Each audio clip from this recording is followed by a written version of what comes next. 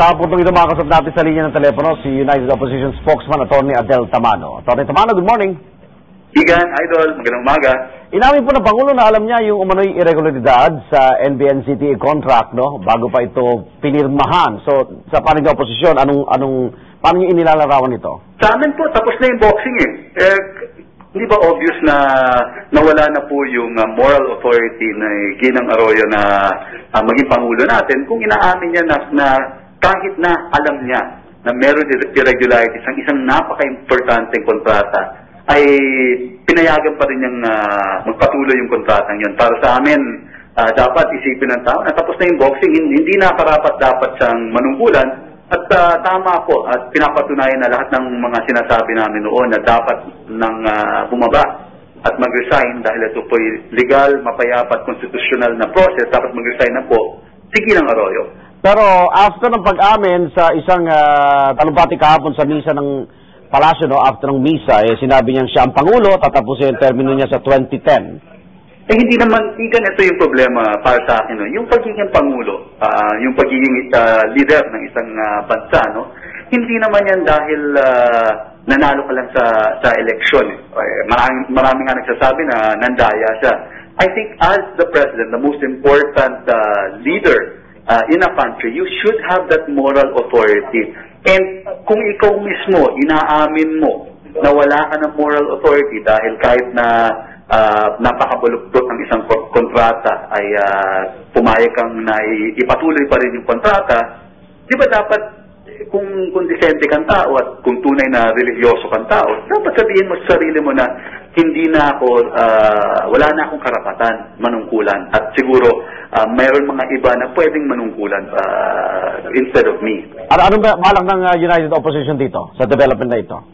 Well, there are some calls on filing a new impeachment case. There are some calls for more mass action. At this point in time, Igan, pag-aaralan namin ng mabuti. And tuloy pa rin yung, may malaki kaming kilos protest ng gagawin itong Friday, no, sa lungsod ng Makati. The Friday po, sa lungsod ng Makati. And siguro dahil sa development na to, mas marami kaming taong mahihikayat na makisama sa amin. Dahil yung stand namin naman, hindi po nagbago. Naniniwala kami na itong current administration po ay corrupt. And I think if you believe na in God, no, it seems that God has His ways and yung presidente mismo ay nag-amin. Bahagi siya sa corruption at pumayag siya na ipagpatuloy isang kontrata na baluktot at hindi maganda para sa bayan. Atty. Tamano, mamaya, kasali ba kayo sa celebration ng EDSA 1? Well, eto, Igan, no, yung nag-usap kami last week, ang napagkasunduan namin sa maraming grupo is, sa EDSA 1, since ang dami nang naplano ng ibang grupo, there's so many mass actions planned, hindi tayo makagawa ng isang single mass action. Kasi parang kawawa naman yung mga iba, may sariling plano, pagtapos ikaw magbibida ka, sabihin mo, uy, gusto ko ito lang. So, napagkasunduan po namin na, sige, you do your mass actions, your religious actions, etc. on EDSA 1, pero itong Friday sa lungsod ng Makati, doon tayo magsama-sama. Ang nakita kong bago, Igan, sa mga meetings namin ay napakarami na pong mga bagong grupo na nakikisali sa amin. And ang pinakabago po nakikita namin na napaka-active ngayon ay ang mga estudyante at yung mga religious at lay groups po. Okay, huling punto, iginit ni Bishop Sac Villegas kanina na hindi lang dapat ang Pangulo magbago, kundi maging mga senador at kongresista. So, halos lahat na ng institusyon, ano? So, wala naman kaming problema doon at inaamin din naman namin sa oposisyon na kahit kami, marami din kami mga kasalanan. Pero ang pagkakaiba po ng presidente is she is the commander-in-chief at dapat talaga yung moral standards niya should be really the highest.